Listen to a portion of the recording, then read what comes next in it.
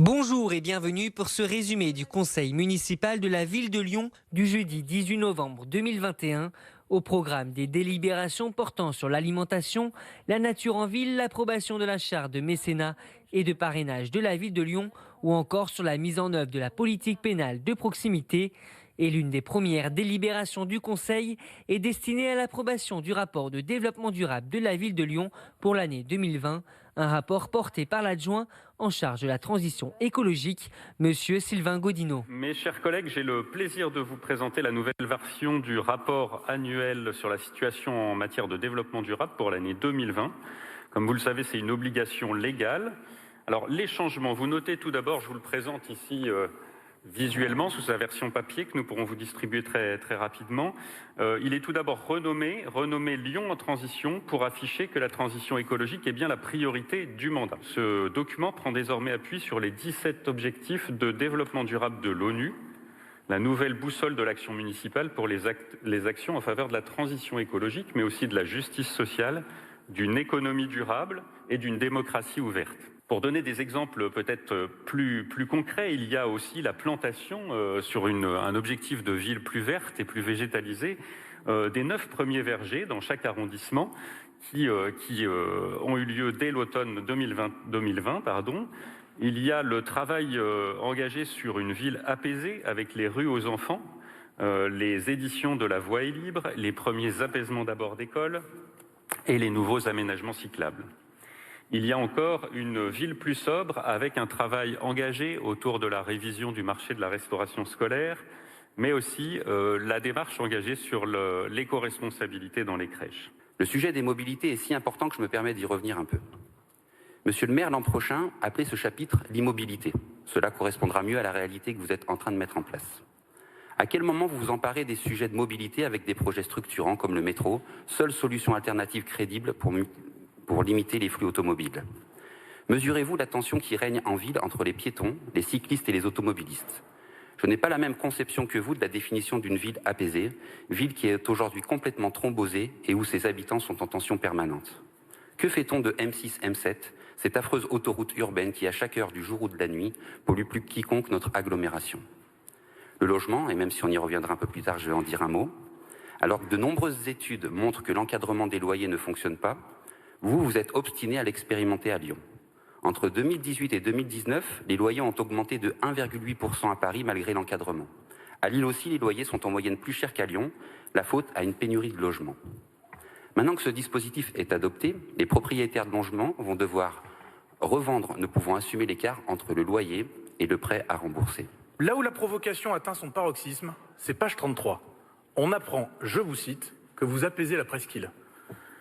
Je pourrais dire que je vous invite à passer une soirée en presqu'île pour vous rendre compte des nuisances et des violences, mais c'est inutile, vous connaissez déjà parfaitement la situation. Sciemment, vous énoncez une contre-vérité sur l'un des problèmes majeurs du quotidien de vos administrés, la sécurité. Qui peut dire que les choses vont mieux? Qui peut dire que la situation s'améliore? Qui peut, sans rire, affirmer que des solutions sont trouvées? Plus loin, page 35. Un paragraphe nous explique que vous avez trouvé des solutions adaptées pour réduire le sans-abrisme. J'imagine que vous parlez du taudis de la place de la République, du squat de la nouvelle voûte ouest de Perrache, avec près de 30 personnes par nuit, les camps sous le pont Churchill, de Lattre et Clémenceau, ou sous la 7, devant le musée des Confluences. Il n'y a jamais eu autant de sans-abri dans Lyon que depuis votre arrivée. Rien que pour le 2e arrondissement de Lyon, nous sommes passés de 100 SDF à 200. En un an. Durant ce conseil municipal, les élus ont approuvé à l'unanimité une charte de mécénat et de parrainage de la ville de Lyon. La majorité a souhaité cette charte de manière à empêcher les entreprises qu'elles estiment non vertueuses d'accoler leur nom à l'image de la ville, une décision qui a suscité des questions de l'opposition. La ville de Lyon n'a pas associé son image, qui appartient à l'ensemble de ses habitants et habitantes, à des entreprises dont le modèle économique porterait délibérément de graves dommages à l'environnement et à la dignité humaine. Même si le monde des entreprises évolue beaucoup, certaines entreprises minoritaires font encore l'objet de scandales. Que ce soit celles qui ont délibérément exercé un puissant lobby pour contrecarrer des vérités scientifiques concernant l'atteinte de leurs produits à l'environnement, mais également celles soutenant des dictatures à des fins économiques ou profitant de l'exploitation des êtres humains. Heureusement, la grande majorité des entreprises a conscience que leur développement doit passer par un effort accru de protection des ressources et un impact positif sur le territoire. Nous vous proposons aujourd'hui d'adopter une charte qui a vocation à être annexée à toute convention de mécénat. Travaillée sur plusieurs mois par les élus de la majorité et les services, elle rappelle les principes auxquels la majorité est attachée, ce qui lui permettra éventuellement de ne pas retenir de mécènes qui s'opposeraient expressément à ces valeurs par leur activité ou leur communication. Aux déclarations, nous annonçons que les entreprises qui ne respectaient pas vos critères écologiques ou sociaux seraient écartées, se substituent désormais celles qui annoncent plus sobrement que si des efforts sont faits dans ces directions, finalement, leur mécénat pourra être accepté. En tout état de cause, les annonces et orientations initiales ont causé des dégâts et nous vous exprimons notre inquiétude quant à l'avenir du mécénat à Lyon. Mécénat dont tant de nos structures ont besoin pour déployer leurs actions. Aussi, nous vous demandons de nous faire un bilan de l'évolution du mécénat depuis votre prise de fonction, de nous présenter chaque année un état des lieux de ce dernier. Nous serons, quant à nous, très attentifs à ce que nos institutions locales, notamment culturelles, ne soient pas les grandes perdantes de vos opérations de communication. Nous nous abstenons sur cette délibération. Je vous remercie. Vous écrivez que la ville de Lyon pourrait refuser tout don ou parrainage d'entreprise ou de fondation intervenant à titre principal dans un secteur économique qu'elle considère incompatible avec les valeurs qu'elle entend promouvoir. Évidemment que cela restreint, parce que c'est plus l'entreprise. Elle est dans un secteur. Alors si on regarde les entreprises qui aujourd'hui, par exemple, financent des acteurs culturels, sociaux de la ville de Lyon. Je sais pas moi, Swiss Life par exemple, voulait faire de la finance verte, finance le musée des Beaux-Arts, qu'on les accepte toujours. La société Givaudan, société Céveso, est-ce qu'on accepte toujours? Je parlerai plus généralement des secteurs. Pour l'Orchestre national de Lyon, on a Air France KLM. Est-ce qu'on accepte Air France KLM? Pour toujours l'Orchestre national, on a la société Jean-Claude Decaux. Avec le collectif Plein la Vue, voulait supprimer la publicité partout. Est-ce qu'on accepte la société Jean-Claude Decaux ou bien on la refuse? Pour la Fête des Lumières, le partenaire principal, celui qui a fondé la Fête des Lumières, c'est EDF. Est-ce qu'on leur dit, parce qu'ils sont dans le nucléaire, circulez, il n'y a plus rien à voir et on ne veut plus de vous?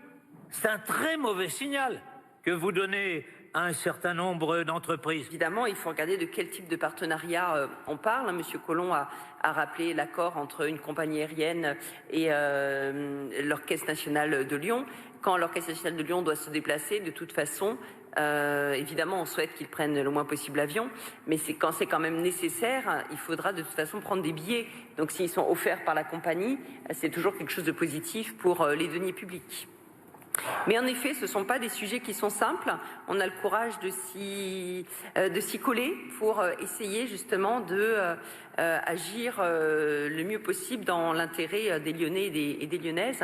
Et donc, Madame Palomino, en effet, je m'engage à faire un bilan au moins une fois par an en commission finances pour pouvoir vous montrer l'évolution des entreprises dans le temps et des sommes évidemment récoltées aussi, et indiquer s'il y a certains mécènes que nous avons souhaité ne pas retenir ou reconduire et pour quelles raisons. La charte a été adoptée à l'unanimité, 21 élus se sont abstenus. À l'ordre du jour, l'une des rares délibérations dédiées à la sécurité a permis à l'opposition de revenir sur la politique globale en la matière menée par Grégory Doucet et son exécutif. Le procureur de Lyon nous a proposé une nouvelle démarche expérimentale visant au rappel des obligations légales et citoyennes en liant la réponse pénale à une réponse citoyenne.